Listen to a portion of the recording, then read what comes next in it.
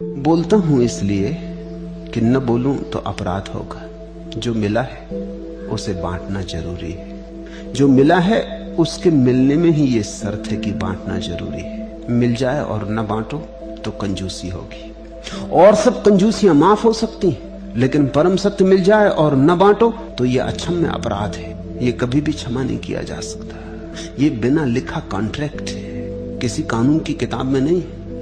ज्ञान हो जाने के बाद सोचा क्या कहूं, कौन समझेगा। फिर जो समझ सकते हैं वो मेरे बिना भी समझ लेंगे। 100 में कोई एक आध, 99 तो ऐसे हैं कि मैं कहूंगा कहूंगा कहता रहूंगा और वो ना समझेंगे। क्या सार। मगर इन दोनों के बीच में भी कोई एक आध है जो किनारे पर खड़ा है। कोई धक्का दे देगा तो गिर पड़ेगा सागर में, किसी ने धक्का न दिया तो खड़ा रह जाएगा।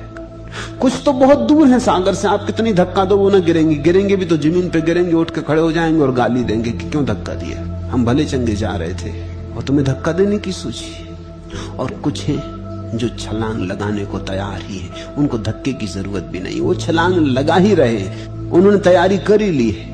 बस वो 1 2 3 की प्रतीक्षा कर रहे हैं कि कौन जाएंगे। लेकिन कुछ हैं जो किनारे पर खड़े पहुंच गए सागर के किनारे और छलांग का साहस नहीं जुटा पा रहे। सभी बुद्ध पुरुषों के सामने ऐसी घटना घटती है। जब मिलता है सत्य तो एक मन होता है चुप रह जाओ, अब कौन फिजूल पंचायत में पड़े। और यहां ऐसे लोगों की हीरा भी दिखाओ तो वो कहते हैं कहां है हीरा, दिखाई नहीं पड़ता। और कौन जाने ये आदमी धोखा दे रहा है कि लूटने आया कि क्या मामला है। ईश्वर, आत्मा, निर्वाण, मोक्ष होते थोड़ी बातचीत है। किसी और को उलझाना, हम बहुत समझदार हैं, हमें ना उलझा सकोगे। कभी कभी ऐसे लोग आ जाते हैं जिन्हें हीरा दिखाना ही पड़ेगा। न दिखाओगे तो तुम भीतर ही भीतर खुद अपराध भाव से गड़े जाओगे। इसलिए बोलता हूं कि तुम मुक्त हो सको। बोलता हूं कि तुम बंधे हो न मालूम कितने प्रश्नों की जंजीरों से।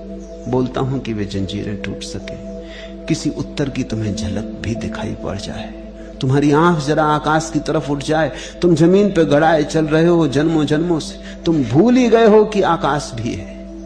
बोलता हूं कि तुम्हें याद आ जाए कि तुम्हारे पास पंख हैं जिनका तुमने उपयोग ही नहीं किया। तुम उड़ सकते थे और नहीं उड़े, तुम उड़ने को ही बने थे और तुम नहीं उड़े। उड़कर ही तुम्हारी नियति पूरी हो सकती थी और तुम जमीन पर घसीट रहे हो। तुम घसीटने के लिए बने नहीं हो। इसलिए बोलता हूं। मैं तुमसे जो बोल रहा हूं उसमें कुछ विज्ञान है, जो मैं बोल रहा हूं उसमें कुछ मंत्र है। इन मंत्रों को अगर तुम समझ लो तो तुम वापस वहां पहुंच जाओगे जहां से आए हो, मूल स्रोत तक।